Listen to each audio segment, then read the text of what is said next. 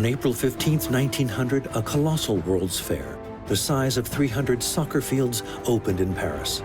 Over the next 7 months, 51 million visitors from around the world were dazzled by technological innovations that would revolutionize their lives, such as electricity. The star of the fair was electricity. It heralded the 20th century. And the first subway line. It was such a success that they had to call upon the police. It was just too crowded. Some 120 years later, the ingenious buildings remain a vital part of the City of Light.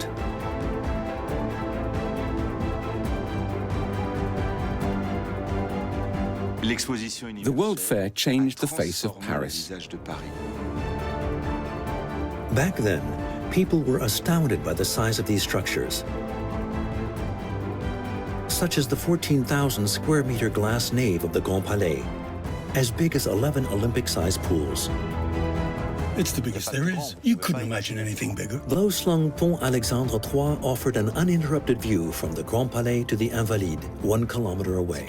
It was a great technical feat to build an arch this wide without any intermediate support. Even more striking, trains entered Gare d'Orsay through a tunnel along the Seine.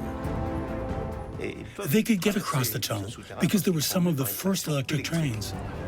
This extraordinary construction site relied on a small army of laborers. There weren't computers. They needed quite a lot of staff, several hundred workers. To dazzle exhibition visitors, the architects and engineers overcame huge technical challenges. They installed over 15,000 glass plates on the dome of the Grand Palais. They ripped open the streets of Paris to build the first subway line, and they used a brand new process known today as reinforced concrete to build the main stairs of the Petit Palais. It is completely separated from the wall. It couldn't be made out of stone. Under a tight deadline, buildings were erected in less than 3 years, record time for such a huge area. Construction-wise, the subway of Paris is an amazing feat. The date was set. They couldn't stray off course. You're about to see the sights that amazed visitors to the exposition, as architects and engineers defied classical building rules to erect these spectacular monuments. Then witness how these buildings were reconfigured to suit the needs of this ever-changing city.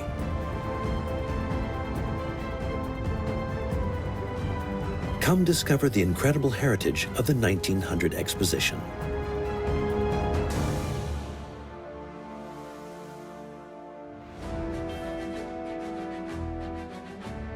On April 15, 1900, the French capital launched the biggest World Fair ever assembled. Spread over 216 hectares, 83,000 exhibitors from around the world were invited to showcase their most amazing achievements.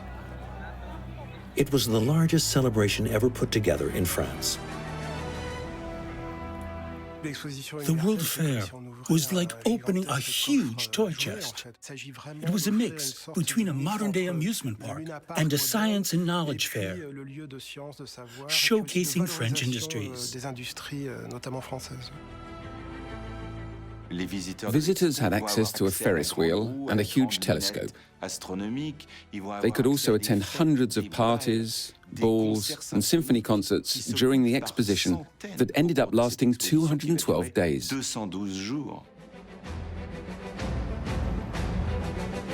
Each World Fair hosted by Paris has left an invaluable heritage to the city, as evidenced by the Palais de Chaillot in 1937 or the Eiffel Tower in 1889, year of the World Fair that preceded that of 1900.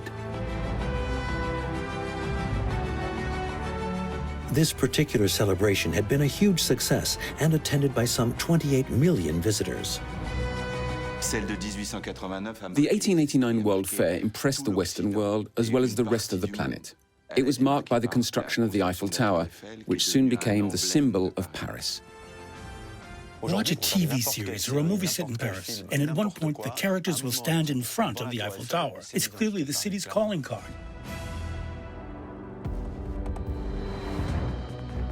Competing with the prior fair proved to be a challenge. Therefore, instead of betting on a single monumental construction, the organizers decided to erect a multitude of buildings around the capital that can still be enjoyed to this day. Starting with Gare d'Orsay, located on the left bank of the Seine River. Today, it is one of the most famous museums in the world. This impressive 70,000 square meter building houses thousands of paintings and welcomes over 3 million visitors annually. Very few people know that this museum dates back to the World Fair of 1900 and that it was originally a railway station. Certain symbols, such as the huge clock or the impressive pillars, remind us of what it used to be. Back in 1900, the organizers expected a massive turnout thanks to the advent of the railway. The train was a good way to attract visitors from afar. Many foreigners attended the World Fair of 1900, and they needed to reach the heart of Paris, or at least close enough to the center. Visitors came from everywhere in France and all over Europe. They came from cities, small towns, villages, and even the countryside.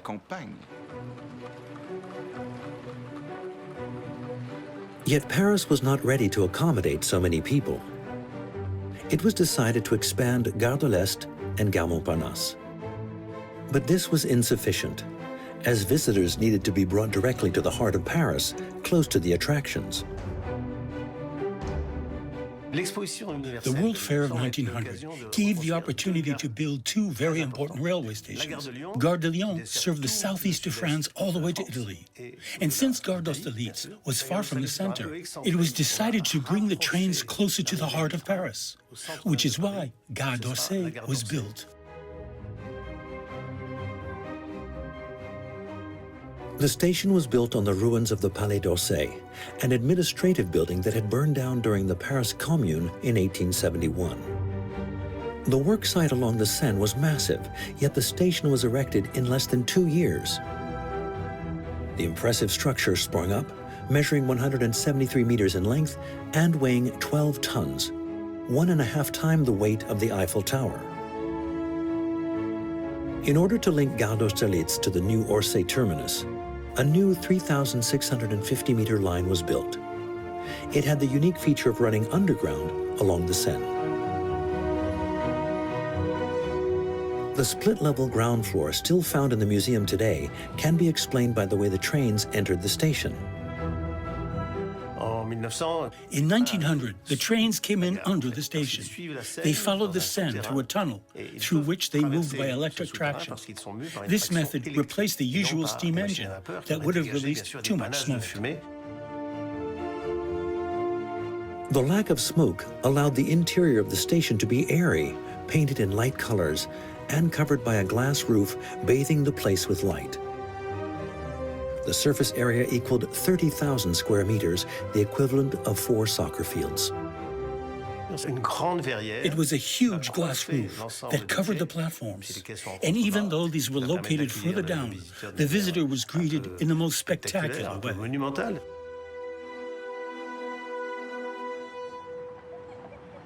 Upon arrival at this brand new station, visitors headed towards the entrance of the World Fair.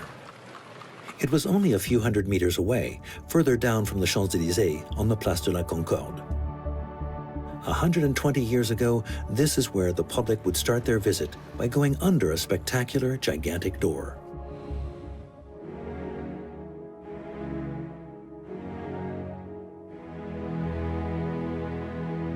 Built in a mere few months before the grand opening, the monumental door rose 45 meters high, the equivalent of the Statue of Liberty. It comprised 3 great arches, each 20 meters wide and covered by a dome. It looked like a helmet or an upside-down tureen, with 3 arches sitting on pillars, like some sort of tiara, and it served as the main entrance to the exposition. It had over 50 counters where the visitors would buy their tickets. It was one of the main highlights of the exposition. 40,000 visitors passed through this door every hour. And as they went through, they discovered an unknown and captivating world.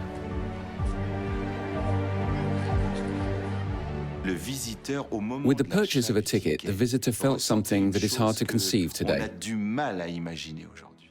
They held the key to an extraordinary world. Television and radio didn't exist yet. People were a lot less informed than we are today. And so they were entering a world of discoveries. They were amazed. It was a feeling they had never felt before in their entire life. After purchasing a ticket, visitors entered a Paris that was altered beyond recognition. Its architecture had been transformed specifically for the World Fair. As they walked along the Seine, the visitors saw two huge palaces facing each other, the Petit and the Grand Palais. To this day, they still contribute to the splendor of the capital, now classified as historical monuments. With a surface area of 14,500 square meters, the nave of the Grand Palais is the largest glass roof in all of Europe.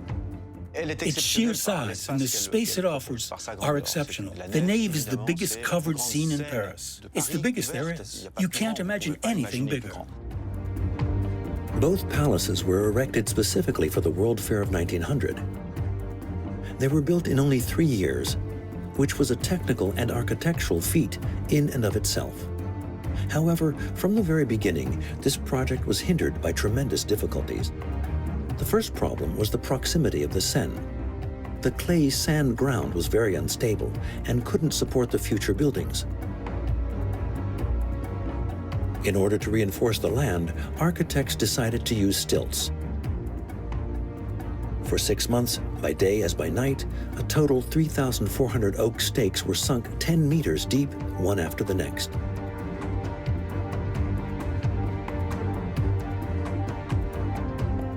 Wooden stakes were sunk deep into the ground in order to compress the soil and increase its bearing capacity. And then stone foundations were built over that. Concrete was poured over these stakes to strengthen the ground. Once the foundations were laid, the walls could be built. But the construction lagged behind, as the organizers took several months to appoint the architects in charge of the project. The Grand Palais was at risk of not being completed in time. They had to make up for lost time. A stricter organization was implemented in order to successfully finish the Grand Palais in due time. As the date had already been set, they couldn't afford to stray off course. To catch up, various parts of the construction were undertaken simultaneously. The walls were erected at the same time as the structure. The project called for 17,000 cubic meters of stones and 2 million bricks. The heavier parts were lifted by cranes. The biggest challenge was the construction of the famous nave of the Grand Palais. It was the largest glass roof in all of Europe, with its 200 meters in length and 50 meters in width. It covered 1/4 of the entire building. To make it happen, 6,000 tons of steel were required. Laying down the 1,575 glass plates of the dome was quite a challenge in those days. Nothing similar had ever been done with this type of surface. It was a striking sight to see. In order to lay down the plates, huge wooden scaffoldings were set up 40 meters high. All the structural elements were then assembled by hand and fixed with hundreds of thousands of rivets. Once the roof was completed, the entire building was bathed in light. It's a remarkable building, truly exceptional. It puts forth incredible modernity by showcasing the principle of natural light. This setting proved to be worthy of its mission. The nave would host the greatest cultural events of the time. Finally, the construction was completed with the facades and stone colonnades, with the main purpose of concealing the inner metallic structures. In total, hundreds of engineers and 1,500 workers collaborated on this project. There were no computers. They needed quite a lot of staff, several hundred workers to make this intricate project come true. Crowned by a lantern 60 meters above the ground, the height of the Grand Palais reached that of the first floor of the Eiffel Tower. As a nod to the previous World Fair, this building alone symbolized the beginning of the 20th century.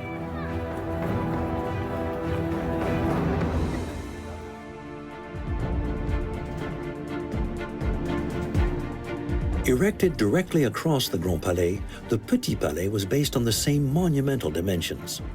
The Petit Palais and the Grand Palais are in line with the Parisian tradition of a major axis, perspective, stone architecture, and a majestic set of columns. How could one build a smaller palace without copying the Grand Palais? Architect Charles Giraud was entrusted with this arduous mission. He decided to erect a monumental entrance porch and to create an inner courtyard instead of a glass roof like in the Grand Palais.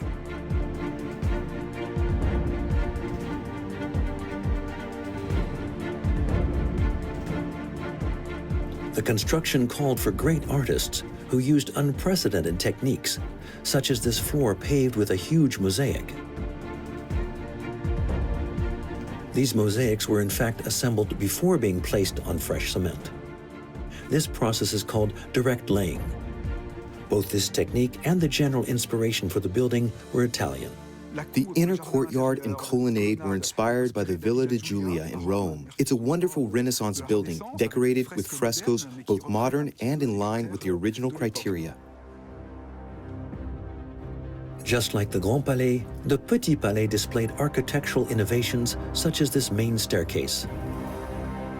You can clearly see that this flight of stairs is not supported by anything. It's completely separated from the wall. This means it couldn't be made out of stone. It unequivocally required the use of concrete. In this particular case, the Hennebeek process was used. The Hennebeek process is also known as reinforced concrete. It consists in mixing cement and metal, an invention newly created in 1900. It's one of the hidden technical treasures of the Petit Palais. These are not juxtaposed cut stones. In fact, it's a painted decor hinting at the beautiful French architecture from the time of Louis XIV. The workers disposed of only 2.5 years to build the 7,000 square meters of the Petit Palais. The work wasn't entirely completed by 1900 when the exposition opened. Some parts of the Petit Palais weren't finished. These were cleverly concealed from the visitor's unsuspecting eye. Another 20 years after the exposition would be necessary to complete the painted and sculpted ceiling ornament. Would today's workers be able to build something identical to the Petit Palais? I think it would be far more complicated and would take much longer. The two Beaux-Arts palaces were met with unparalleled success during the exposition. 120 years later, they still contribute to the charm of the capital. All these monuments create such an obvious composition and, as an integral part of the Parisian landscape, it's hard to imagine they weren't there 120 years ago. Each year, millions of visitors come from around the world, attracted by their collections and their architecture alike.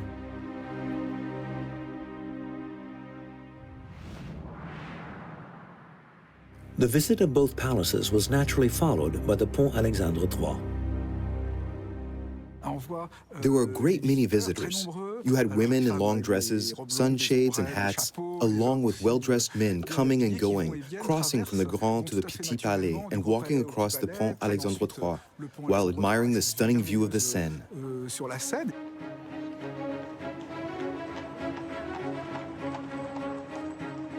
The Pont Alexandre III. It remains one of today's most beautiful ornaments of the Seine River. Its dimensions are remarkable, for despite its 45-meter width, it only has one arch that's 107 meters long. Few people know that it was built specifically for the exposition in the vicinity of the Petit and Grand Palais. The main goal was to bring harmony to the surroundings of the palaces, while also creating a new access from the Tuileries to the Invalides. The bridge had to be laid low to avoid blocking the view. Bridges are often the humpback, and one can't see the other side. The bridge's height made it possible to admire the opposite bank. Slightly at an angle, it was made to showcase the dome of the Invalides. They used an original technique, which was basically to build a steel bridge that looked like a stone one. It was decided to build a single-span bridge without intermediate pillars, instead supported by a single arch. To that end, workers started by building a spectacular yet temporary rolling bridge with a 120-meter span over the river. This temporary bridge allowed them to set into place all the prefabricated supporting steel pieces.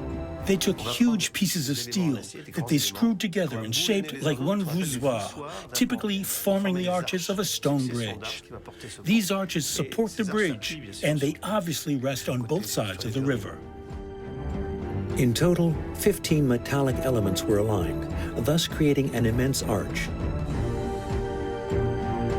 All of it was built in only 3 years prior to the opening of the exposition.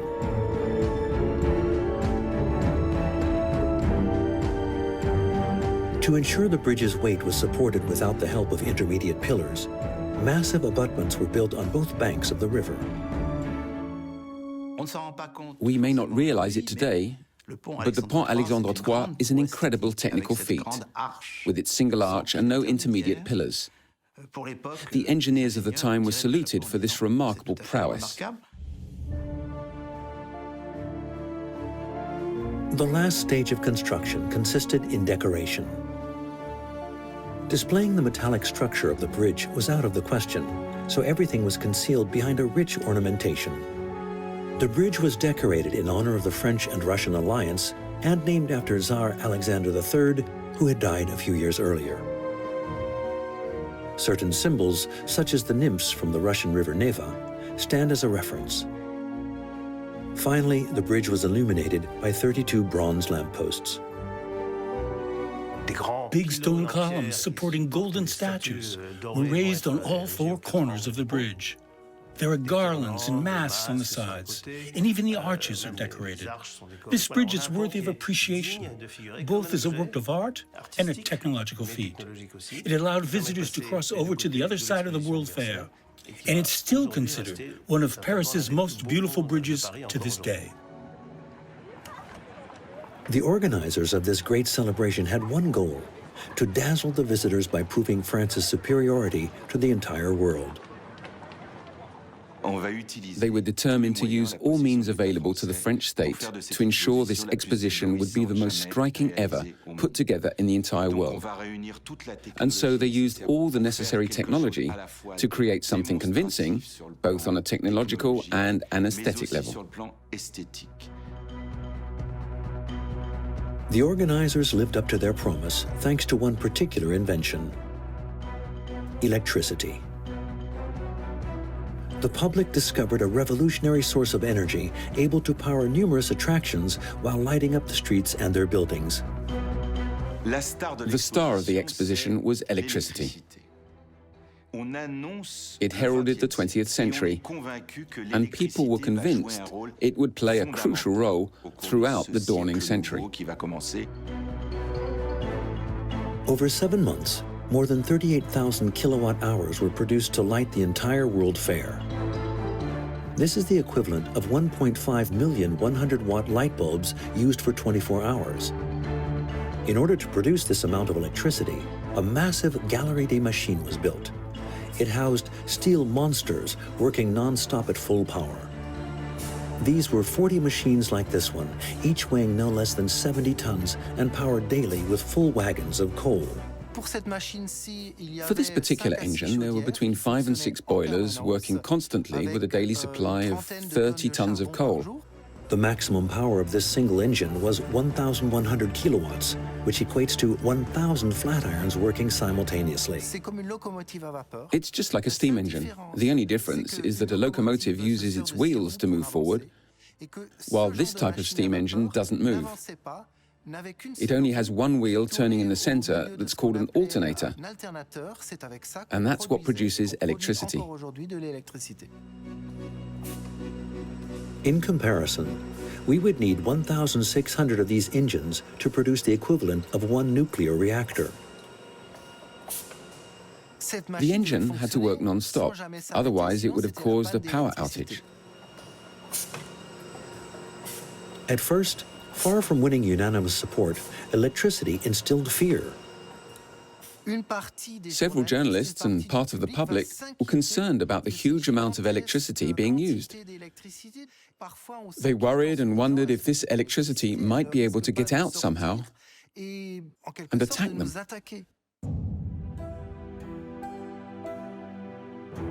How could one reassure the visitors confronted with this new energy source? The organizers had already planned ahead, and right next to the Galerie des Machines, they erected a magnificent palace in honor of electricity. Today, from the foot of the Eiffel Tower, the Champ de Mars spreads over 780 meters. Back then, this is where the Palais d'Électricité was built to show the magical side of this invention. The building was 422 meters long and 60 meters wide, and illuminated by multiple colored lanterns. On top of the palace, the energy was embodied by a ferry. In front, a water tower offering a dazzling sight thanks to its illuminated fountain. This amazing installation required over 10,000 lights. The effort proved to be successful. The public was won over. Thanks to this new source of energy, the spectators could also visit the exposition at night. A genuine revolution. It was extremely important because it allowed the exposition to close later at night, and it could even offer nighttime entertainment to the visitors. You have to imagine walking around in brightness. For a visitor of the World Fair in 1900, this was remarkable. It was extraordinary. From electricity, the star of the exposition, ensued innovations that revolutionized the everyday life of the French people, such as the way they commuted. The electric traction used at Gare was implemented in a new means of transportation within Paris, the subway. To this day, it is still a key feature of Paris. Its 14 lines spread over 220 kilometers underground and over the Seine.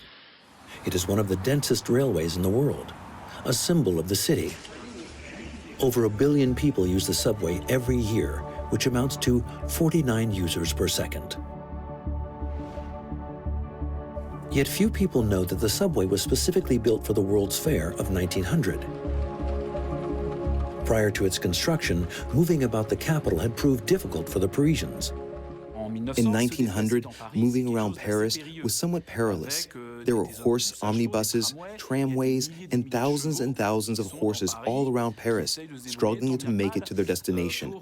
Traffic jams were everywhere because the city was growing fast and there was no subway.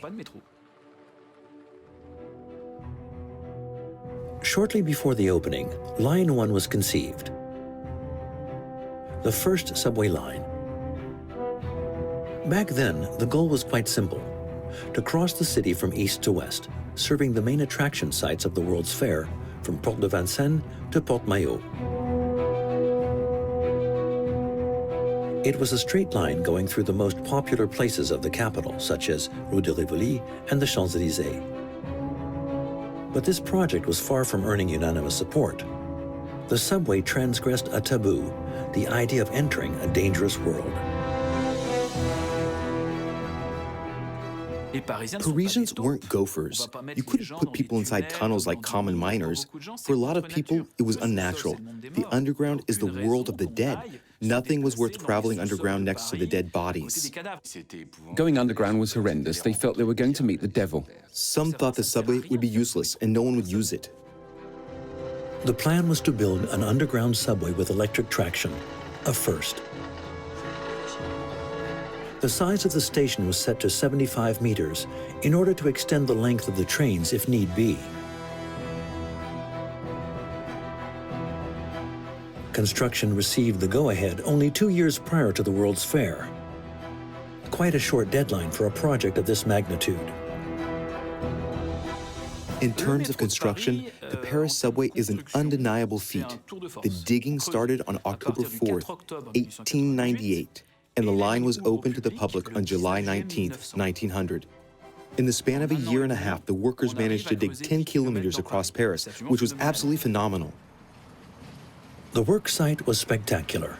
2,000 cubic meters of rubble were extracted every day. There were 850,000 cubic meters of rubble. They were evacuated towards the Seine on small wagons set on tramway rails. Actual construction could then finally begin. 11 shields were brought down in spare parts to be reassembled inside the stations. These were tunnel boring machines in the shape of the section that needed to be built.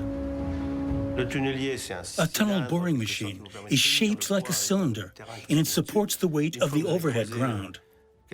Once it digs out a few dozen centimeters of dirt, the workers push the machine forward on the already installed overlay.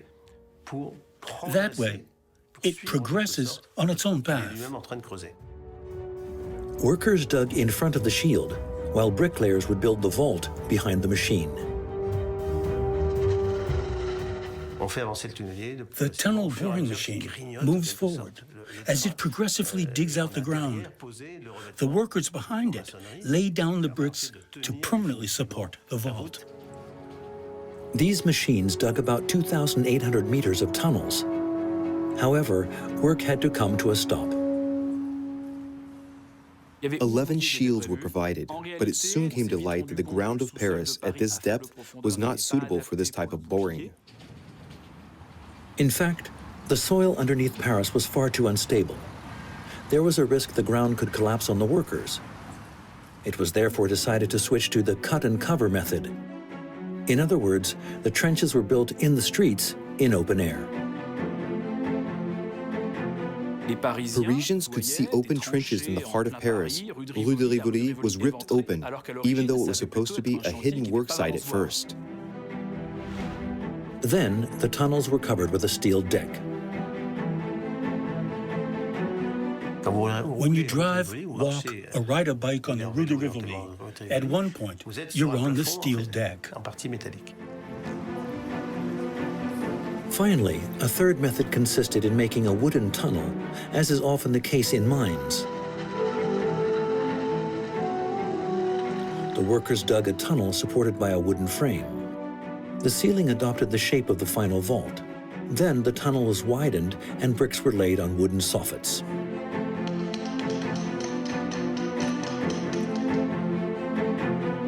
Aprons were laid down to support the rails.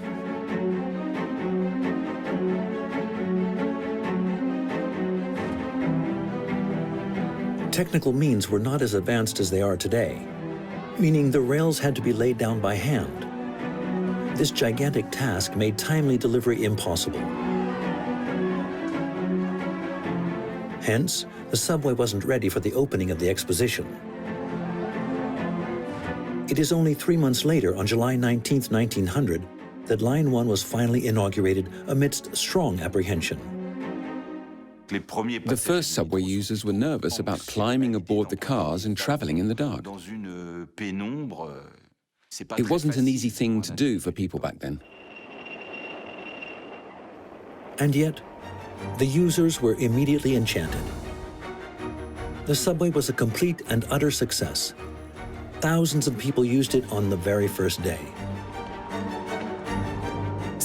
It was such a success that they had to call upon the police.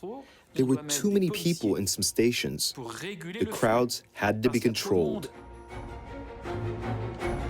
By the end of the year 1900, 17 million people had used the subway. A success that was such that it was decided to build an entire network across Paris. This led to the 14 lines we know today. 120 years after its construction in 1900, that first line is now entirely automated. And even though the subway doesn't look like it did back then, some of the original features, like this one, were preserved.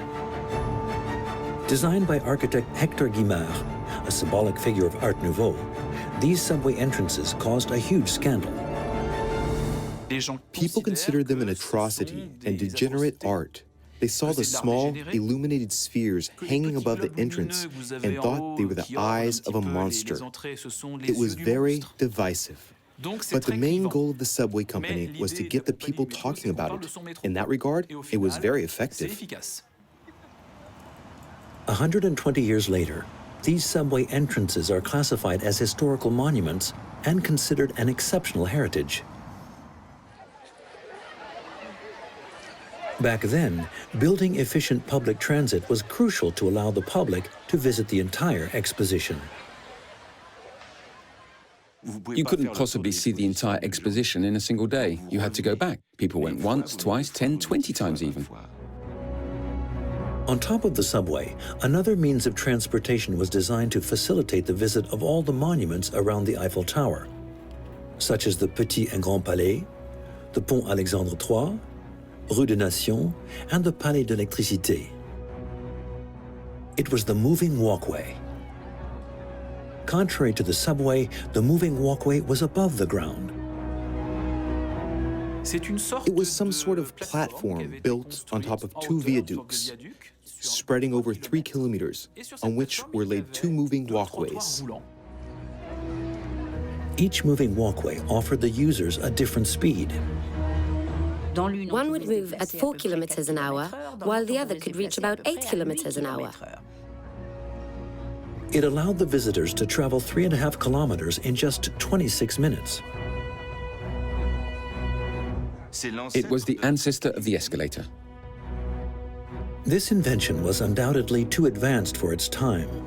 It was completely demolished after the Exposition, and the escalators as we know them today were finally developed in big cities many decades later. Finally, to complete this urban development, a footbridge was built in order to allow visitors to gain easy access to both banks. The Passerelle des Billes remains one of the capital's jewels, even though it was supposed to be taken down after the event. The organizers finally decided against destroying this bold construction. Resting on a metallic structure, its uniqueness lies on the fact that it is a through-arch bridge with a 15-meter-high spire. It was the second metallic construction after the Eiffel Tower to be saved, even though it was intended to be destroyed. At the time of the Exposition, the visitors used it to admire the magnificent pavilions on both sides of the Seine.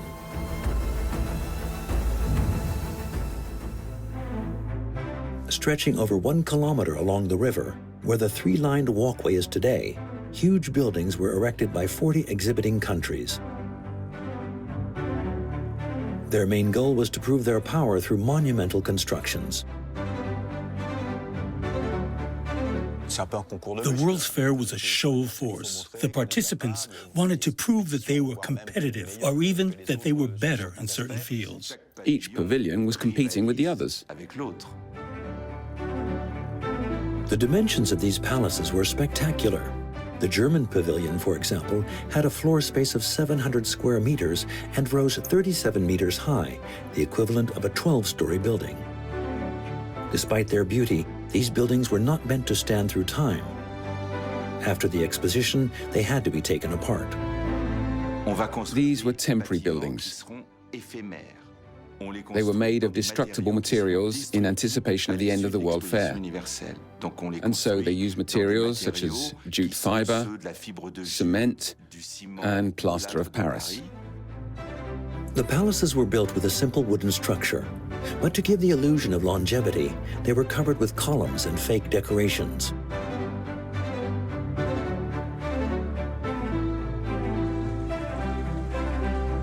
The scenery was so realistic that it made the capital barely recognizable. When you look at films or pictures of those days, it doesn't look like Paris. It looks like an imaginary land reminiscent of Venice. It's absolutely magical. If you walk just a few hundred meters, you would pass by a Hungarian palace and a Peruvian one. You could walk between the pavilions. There were Egyptian cafes, and on the Trocadero Hill were the colonies pavilion. You could also enjoy exotic food on the other side.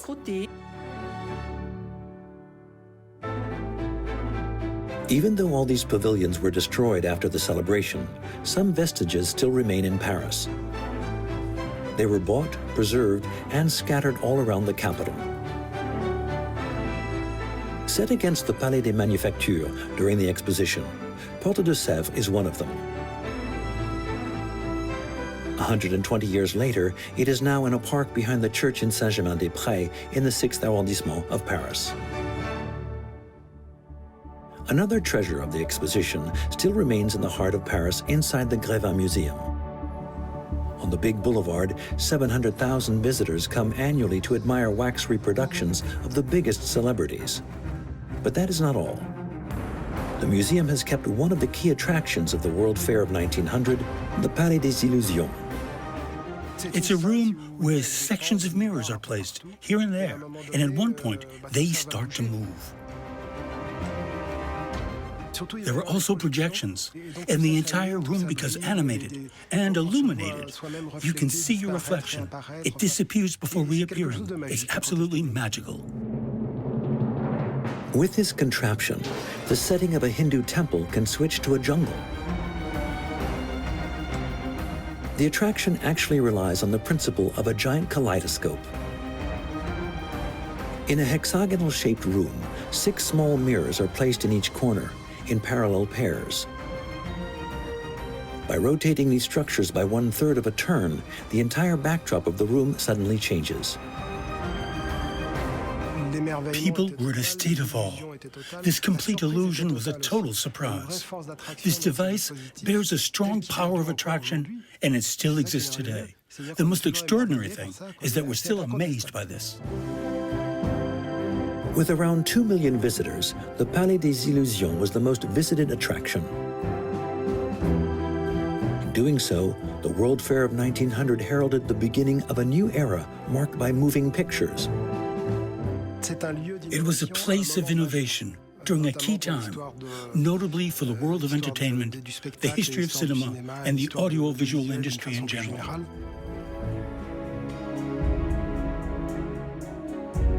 Exhibitors tried to outdo one another with their innovations, using the latest visual projection techniques. In that regard, the Lumière brothers won over the entire world during the exposition. They had invented cinema 5 years earlier in 1895, with the projection of short movies showing everyday life. But up until then, cinema was nothing more than a fairground attraction. The World Fair would mark a turning point in its history.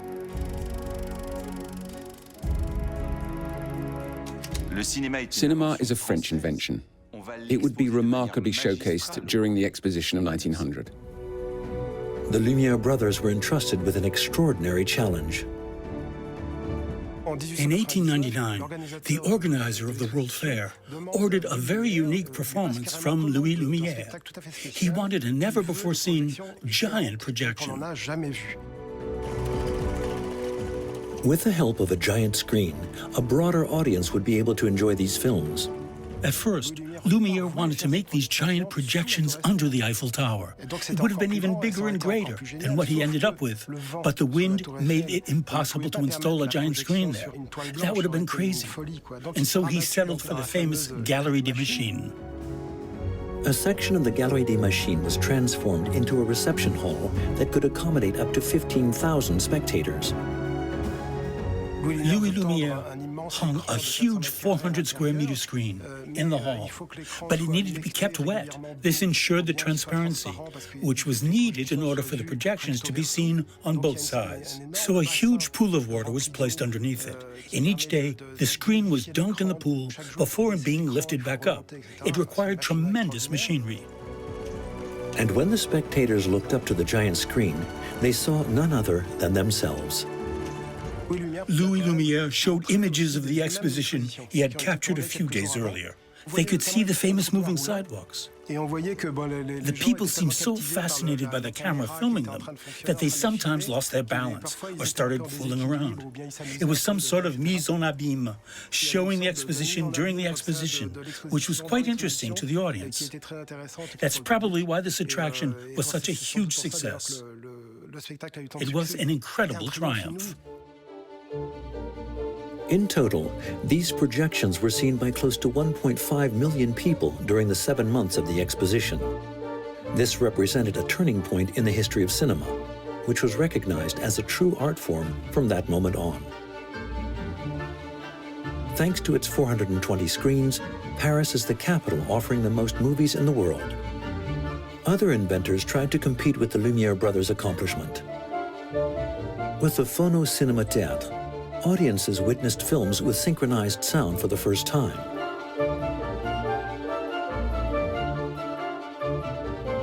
The colorful ballet of Loïc Fuller hypnotized the crowds while announcing the advent of contemporary dance.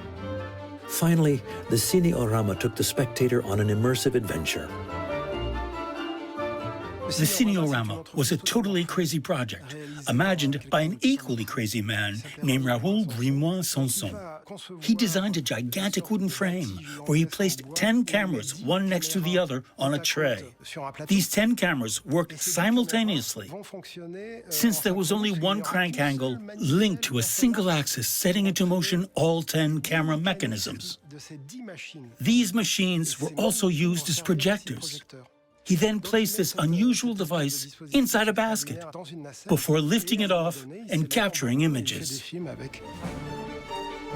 The goal was to show the audience members a hot air balloon trip as if they were inside the basket, but confronted with numerous technical problems, the screenings were interrupted. Grimoire-Sanson was able to offer only one screening. The World Fair was a place where one could leave a mark on the present as well as on future generations, where history was written before the very eyes of the entire world. And it was met with huge success. It recorded more visitors than all the previous expositions.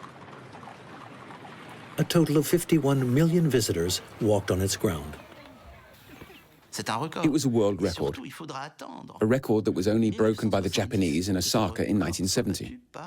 It was extraordinary. Considering the means available back then, over 50 million visitors attended the fair of 1900. This success easily exceeded the hopes of the organizers. Still, after 7 months of celebrations, they finally decided to put an end to the event. On November 12, 1900, the exposition officially closed. While most of the buildings were destroyed, others were immediately given a new life. The Palais des Illusions won over the president of the Gare Museum, who renamed it Palais des Mirages. In 1902, the Petit Palais became the Palais des Beaux-Arts of the city of Paris, housing a permanent art collection dating from the antiquity to the end of the 19th century. On the other hand, the Grand Palais was adapted for various cultural events. Starting in 1901, it hosted a famous horse show and the automobile and aviation show. This is where the Salon d'Automne took place, giving rise to Fauvism, Cubism, and the great revolutions of modern creation. To this day, these monuments are adapting to the ambitions of their time. The Grand Palais is undergoing a large-scale renovation, during which it will be closed for several years. In preparation for this work, the architects recreated a 3D model of the original palace as it was built in 1900. Making a model is like rebuilding the structure backwards. We put ourselves in the builder's shoes and we discovered their advanced technical level, their incredible sensitivity to details, to things that may not have been visible, but which are key to the atmosphere. Today's architects are modernizing these exceptional buildings, while complying with the intentions of yesterday's builders. This way, these landmarks can evolve without being spoiled. In 1900, the World's Fair organized by France marked a turning point and the beginning of the 20th century. Back then, the French capital reached the peak of its influence. Paris asserted itself as the center of the world. It was the cultural, scientific, and technological capital. The exposition therefore represented a promise of endless possibilities. It was associated with several decades of peace, which the old continent hadn't seen for quite some time. And above all, people believed in progress and the ability of human ingenuity to push back the boundaries of progress, with a view to ensuring the well-being of the people. Even if 14 years later, World War I would crush this utopia of peace, the constructions brought by the exposition continued to intertwine with history when the Grand Palais was used as a military hospital, or when the city fell under German occupation in 1940. More than a century later, the Petit and Grand Palais, the Pont Alexandre III, the Musée d'Orsay, and the subway remain some of the essential symbols of the French capital. The fair gives us a legacy of monuments and buildings that continue to be Parisian landmarks. When you walk along the Seine, you can admire the legacy of 1900. All these monuments are appreciated by Parisians as well as outsiders for their true beauty. Forever adapting to the city's needs, this age-old heritage has many more chapters to write in the history of Paris and France itself.